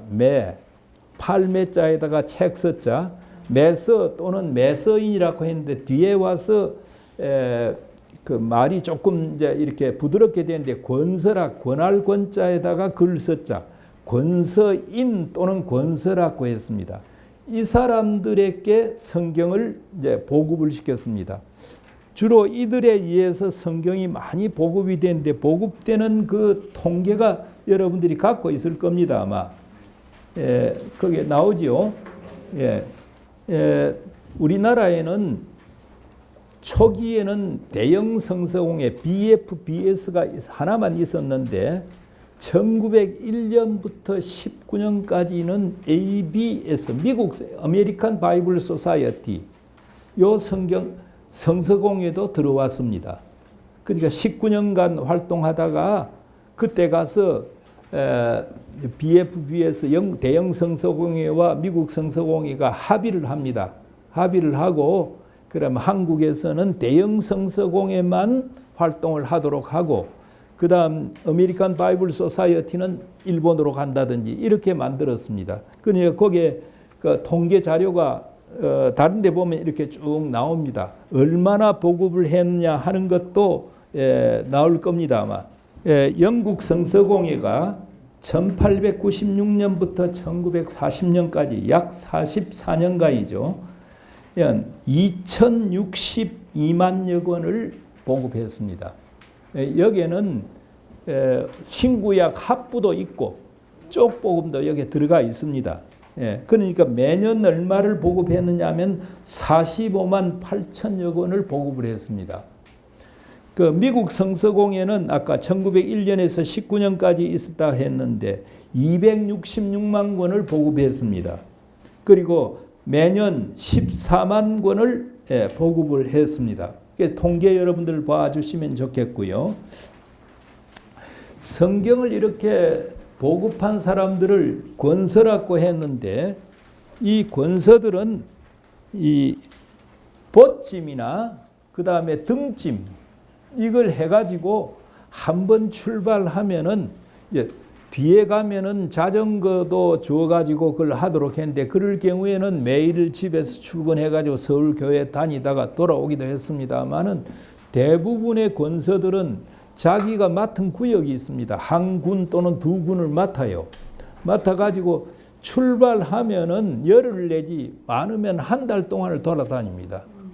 돌아다니는데 그들은 그러니까 미투리도 몇 개를 만들어 가지고 가고 옷도 그러니까 여벌을 준비해 가지고 그렇게 떠났습니다.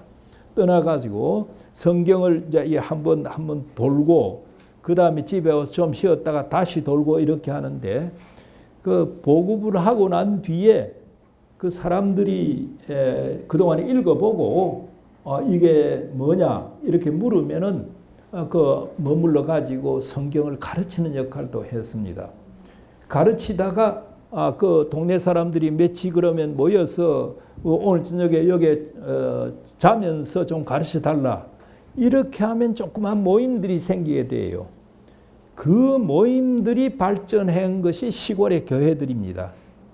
거기에는 보면은 시골 교회 보면 어느 선교사가 와서 뭐 했다 주로 그렇게 되어 있는데 그런 권서들을 통해서 그런 모임을 만들고 이제 세례는 자기들이 지을 수가 없으니까 목사가 아니고 하니까 그러니까 자기 근처 도시까지 와 있는 선교사를 불러가지고 그 다음에 여기에 이분들에게 그 세례를 주도록 하고 조그만 모임을 갖게 되었습니다. 모임을 가질 적에 한국인으로서 선교사를 돕는 사람들은 크게 두 부류가 있습니다. 하나는 그 지역에 그러니까 그 지역에 모임이 있으면 모임의 리더를 세웁니다. 리더를 우리말로 뭐라고 번역했느냐 하면 영수라고 해서 수령이 아니고 영수라고 했습니다. 우리 어릴 때만 해도 시골의 장로 외에 영수라는 그것이 있었습니다. 장로가 아니고 영수가 있었어요. 그리고 자기를 도우면서 그러니까 사무도 보고 그리고 가끔 설교 원고도 작성해 주고 이런 분이 또 가까이 있었습니다. 이제 서기택이죠. 이 사람들을 헬퍼라고 했습니다. 헬퍼는 우리말로 번역하면 뭐가 되겠습니까? 조사예요. 근데 우리나라에서는 그 좋은 이름들 영수는 물론 장로가 주로 다투했습니다만은 헬퍼 조사를 어릴 때만 하더라도 우리가 이조사, 김조사 다 이렇게 했거든요. 그런데 어느 순간인지 전도사로 전부 다 바뀌어 버렸어요. 그런데 전도사를 영어로 번역하면 뭐가 됩니까? 에반젤리스트는 목사님도 돼요. 그러니까 영어나 이렇게 번역을 할 수 없는 말이에요. 전도사란 말을. 그러니까 원래는 헬퍼다. 사물을 보고 선교사 떠나고 나면은 자기가 설교도 하고 했던 헬퍼. 지금도 부목사님이나 이런 분들 헬퍼적인 그런 역할이 많은 거 아니에요. 이제 목사님 경우에는 이제 목사라 하더라도 전도사인 경우에는 그냥 조사라고 이렇게 해두는 게 낫지 않을까 이런 생각이 듭니다. 하여튼 그렇게 돼 있었습니다. 여하튼 이런 권서들의 역할을 지금 제가 이 얘기를 하고 있는데요. 권서들은 선교사들이 가장 돈이 많이 들면서도 선교적 효과를 가장 많이 보는 것이라고 그들이 고백을 하고 있습니다. 권서 사역이야말로 그 다음에 가장 값진 그러니까 이 선교 활동이다. 그 사람들이 주로 뭐 하는 게 성경 배포하는 겁니다. 돌아다니면서. 그리고 성경을 공짜로 주지는 않았습니다. 하다못해 빗자루 하나라도 받고. 왜냐하면 공짜로 주면은 어떻게? 공짜로 주면은 이 공짜는 별로 하지 않습니까? 그렇게 하기 때문에 공짜는 주지를 않았습니다. 그리고 이 권서들은 어떤 때는 그 성경을 달달 외웠습니다. 외웠기 때문에 그 사람들이 성경에 관해서 이렇게 질문을 하면은 그저 이렇게 잘해줬습니다.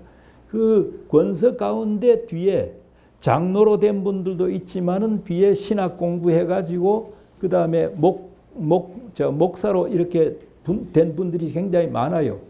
그 대표적인 분 가운데 한 두 사람을 든다면은 고신파의 이 신사참배 반대 투쟁을 오랫동안 하다가 평양 감옥에 갇혔다가 나온, 그리고 고신파가 분리되었을 적에 노회장을 했던 주남선이라고 하는 분이 있습니다. 원래 이름은 주남고라고 했는데 이분은 그러니까 그 권서 출신이에요. 권서 출신이고 또 여러분들이 기억할지 모르겠습니다만은 최권릉 목사라고 들어봤습니까? 그분의 본명이 뭐죠? 최봉석. 최봉석 목사도 권서 출신입니다. 그런 분들이 많아요. 그런 분들이. 그러니까 성경을 달달 외우듯이 하는 사람들이 많아요. 최봉석 목사는 굉장히 에피소드가 많은 분이죠. 1920년대 주로 활동을 많이 했는데 19년에 3.1운동이 일어나고 난 뒤에 한국 기독교인들이 많이 갇히고 이런 상황에서 현실 참여보다는 오히려 20년대 가면은 저 미래 하늘나라를 바라보는 그 신앙이 아주 특출하게 더 강해집니다. 그래서 그 분위기 속에서 이 최권릉 목사는 예수 천당, 전도의 요지가 그 두 마디예요. 예수 천당. 근데 성령께서 역사하니까 그때 100개 이상의 교회를 세웠습니다. 최봉석 목사가 4개 정도의 학교를 세운 사람이에요. 예수 천당 그거 가지고 아주 능력 있는 그런 분이었습니다. 그 밖에도 이 권서 출신의 아주 능력 있는 분들이 굉장히 많아요. 그러니까 우리가 지금까지 한국 교회에서 권서를 너무 무시했습니다. 무시가 아니라 몰랐지요. 몰랐는데 사실 이 권서 역할이 굉장히 컸다는 거. 한국 교회 그러니까 초대교회 성장의 주역을 맡은 분들이 권서였다라고 하는 것입니다. 실제 성경 배포도 보더라도 대형 성서공회에서는 60%가 성서 반포의 60%가 그 권서들이 다 담당을 했다는 거예요. 그다음 아메리칸 바이블 소사 ABS 그러니까 미국 성서공회에서는 98%가 물론 19년밖에는 없어요. 98%가 이 성서 보급의 역할을 했다는 거예요.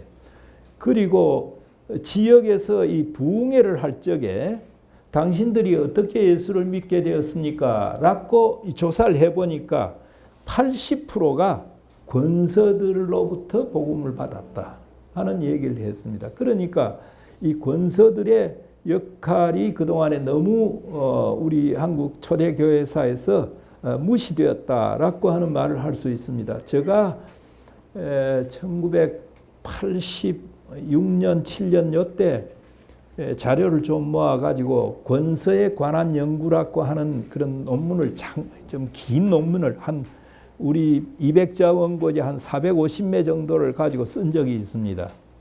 그때 정말 연구실에서 밤늦게까지 하면서 이 권서들의 그걸 보면서 어떤 때는 눈물이 나고 그렇게 했던 적이 있어요. 이런 참 우리 한국교회 초석들인데 이분들을 우리가 왜 몰랐던가 하는 거. 그래서 아까 말한 그 성서공예사를 쓸 적에 성서공예에 계신 분들에게 저희가 좀 부탁을 했어요. 권서들의 후예들 좀 찾아달라. 그리고 그분들의 조상들의 업적을 좀 해달라. 그러면 이 성서공예사 쓰는데 좀 참고로 하고 가능하면 저 공예사에 넣어드리겠다 했는데 그때 기독교 신문에 2차례에 걸쳐서 냈습니다마는 4사람밖에는 안 들어왔어요. 그 중에 쓸만한 자료를 주신 분은 한 2번째예요. 그래서 제가 쓰면서 그 인용을 좀 해드렸습니다. 그 후손들이 자기 그 아버지 할아버지에 관해서 쓴 거 제가 거기에다가 인용을 해주고 그렇게 했는데 이 권서들에 대한 연구가 좀 있어야 된다는 것을 말씀드리겠습니다. 여하튼 이 권서를 통해 그 권서에 대한 평가를 보면은 여러 평가들이 있습니다. 가장 중요한 평가 가운데는 선교사들이 이 권서들은 이 군대로 치려면은 공병대와 같은 역할을 하는 사람이다. 수색대와 같은 역할을 하는 분들이다. 수색대는 싸움하기 전에 저 앞에 나가서 적진이 지금 어떻게 되어 있는가 그거 지금 보고 싸움을 하도록 그 수색대 아닙니까? 공병대는 이 군대가 진출할 적에 앞에 지뢰가 있는지 그 조사해야 되고 길이 없으면 길을 닦아야 되고 또 이 내나 강을 건널 적에는 다리를 만들어줘요. 그 역할을 한 것이 권서다라고 평가를 하고 있습니다. 그래서 선교사들의 권서 사역에 대한 평가가 굉장히 좋다 하는 걸 말씀드리겠습니다. 자, 이렇게 권서를 통해서 보급이 이제 많이 되었습니다. 보급이 되고 나니까 성경자 보급이 많이 됩니다. 보급되고 나니까 여러 가지 결과들이 나타납니다. 우선은 성경을 읽자면은 어떻게 해야 됩니까? 한글 공부가 필요하죠. 한글 공부를 하기 시작합니다. 교회에서 오전에 그냥 예배 보고 오후에는 가게와 거기에부터 시작해서 가르칩니다. 성경에도 앞뒤장에 보면은 옛날 우리 어릴 적에 셀로이드 판에 그 한글 배우기 위해서 가갸 거겨 이런 거 다 써가지고 주었거든요. 그런 판을 성경 앞뒤에다가 주어가지고 한글을 읽도록 배우도록 했습니다. 여하튼 한글을 배우기 시작했습니다. 배우니까 어떻게 됩니까? 성경도 읽지만은 그 다음에 다른 신문이나 책도 그래서 예수 믿는 사람들이 계명을 했다 하는 것은 이런 이 한글 깨우친 것하고 밀접한 관계가 있습니다. 자료들을 보면 참 재미있는 자료들이 많습니다. 가령 그 그러니까 해주의 어느 여선교사님이 그 사경을 하러 갔는데 그 사람들 가운데 처음에는 전부 다 무식했지만은 모인 60여 명 여성들이죠. 60여 명 지금 다 국문을 깨우쳐가지고 지금 다 읽고 있다. 이런 표시라든지 강화도에 선교하러 갔는데 가서 이 부녀자들을 모아가지고 뭘 좀 가르치려고 했어요. 그런데 그 부녀자들이 오라 그래도 오질 않아요. 비실비실 패해요. 근데 왜 그런가 하고 있다가 그 다음 해 가서 그분들에게 와서 같이 합시다 하니까 때 묻고 찢어진 그러니까 때가 묻고 옛날에는 종이가 핀 거 있지 않습니까? 핀 그런 성경을 들고 즐겁게 그 모임에 오더라. 이런 표현이라든지 이런 거는 다 국문을 깨치게 되면서 나타난 현상이에요.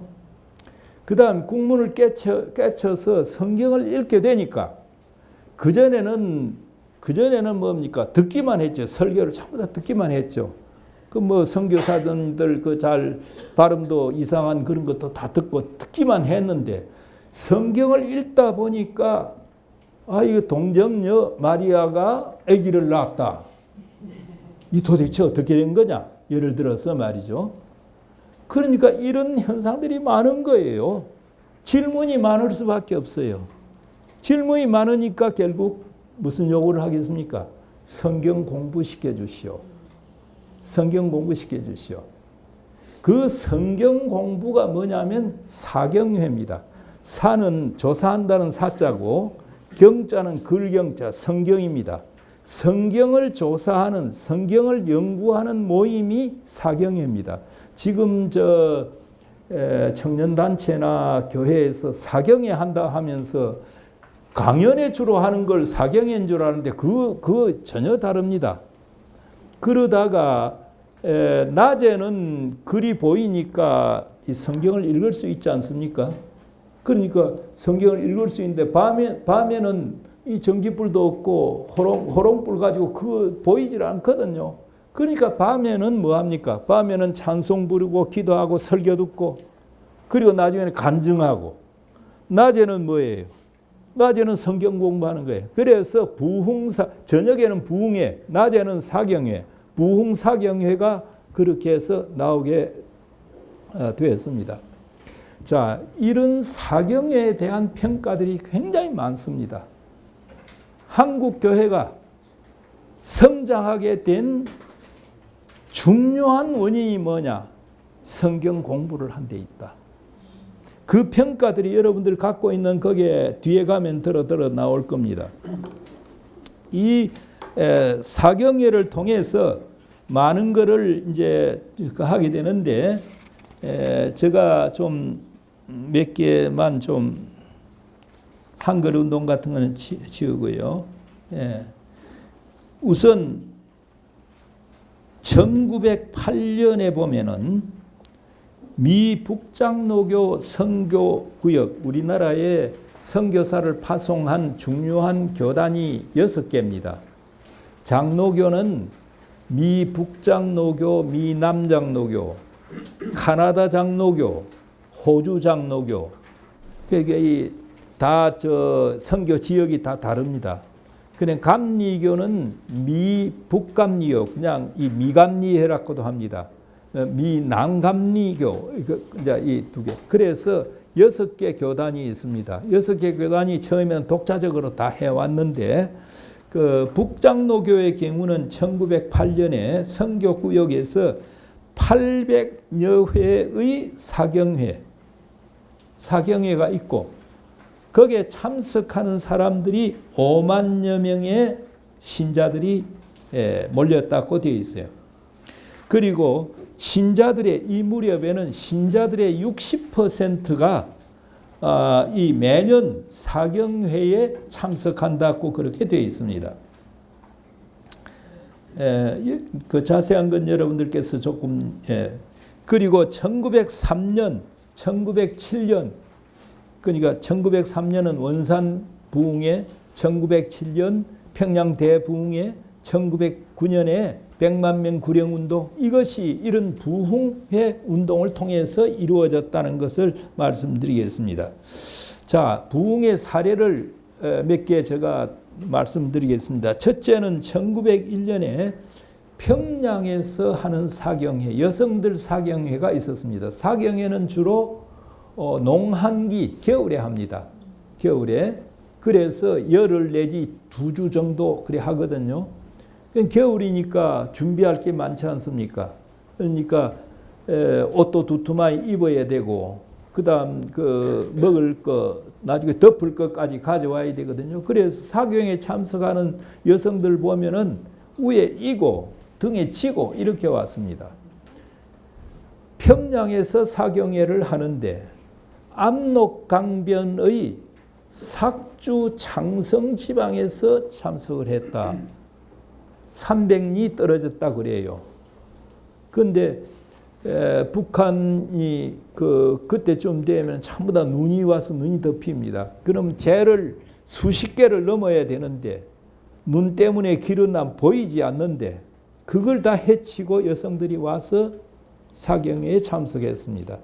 사경회에 참석하면은 그냥 듣기만 하고 가는 게 아니라 필기를 해가지고 본교회에 와서 또 가르쳤습니다. 예, 이런 것까지 했습니다. 그 다음 해에 1902년에는 역시 난 그대라면 사나이 사경회가 있었습니다. 평양에서. 예, 남자들 사경회죠. 예, 사나이 사경회가 있었는데 400여 명이 모였습니다. 북쪽에는 아까 말한 sak주, 창성, 신의주, 남쪽에는 황주, 해주, 서울에서 참석한 사람들도 있었습니다. 그런데 이게 제가 자료를 찾은 것이 이게 그 그리스도 신문이라고 하는 장로교 신문입니다. 거기에 보니까 이 형제들 가운데는 지금 400여 명 모인 이 형제들 가운데는 목포 무안지방에서 참석한 형제들도 있더라.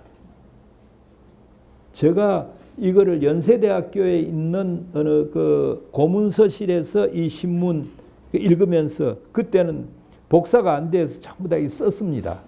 쓰면서 정말 눈물 콧물이 흘러졌습니다. 우리에게 복음을 전수시켜준 이런 분들이 평양에서 사경회를 하는데 목포 무안지방에서 참석한 형제들이다. 1902년 인천에서 목포까지 기선이 있었습니다. 그걸 이용했는지는 모르겠습니다.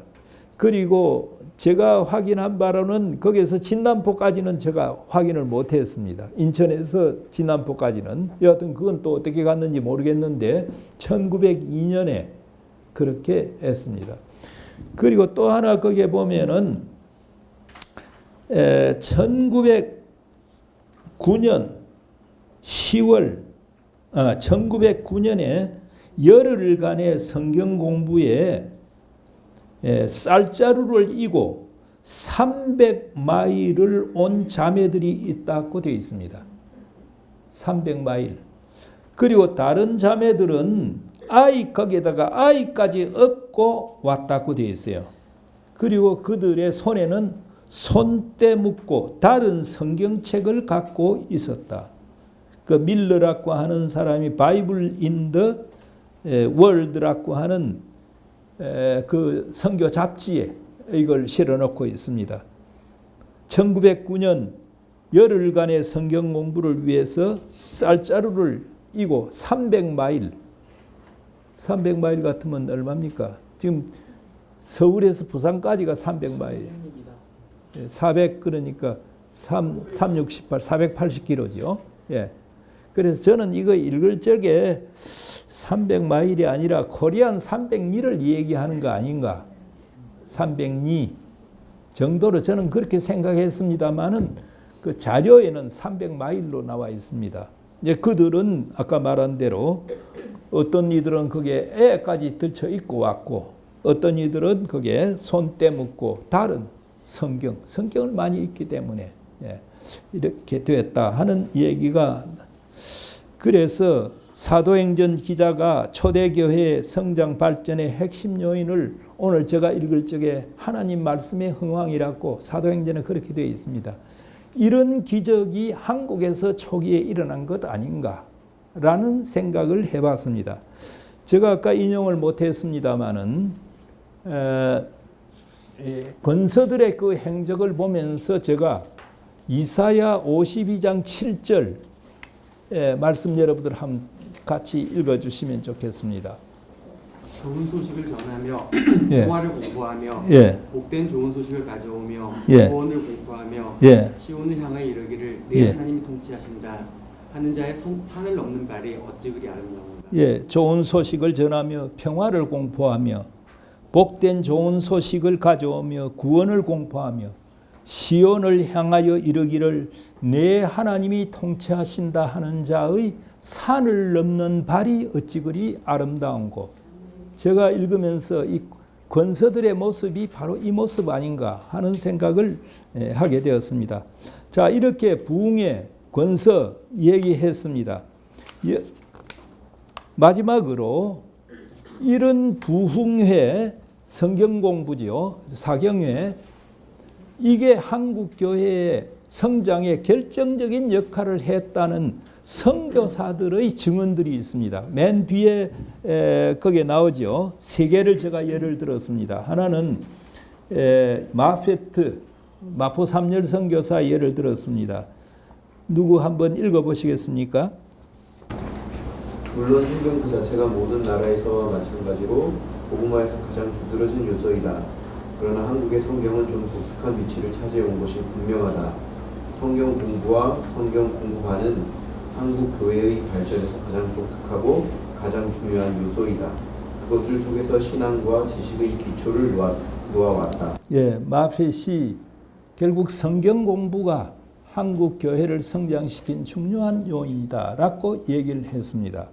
그 다음에 두 번째로 이 NBSS 스코틀랜드 성서공회 그러니까에서 나온 애뉴얼 리포트 연례 보고서입니다. 그게 1917년 보고서인데 누가 한번 읽어보십시오.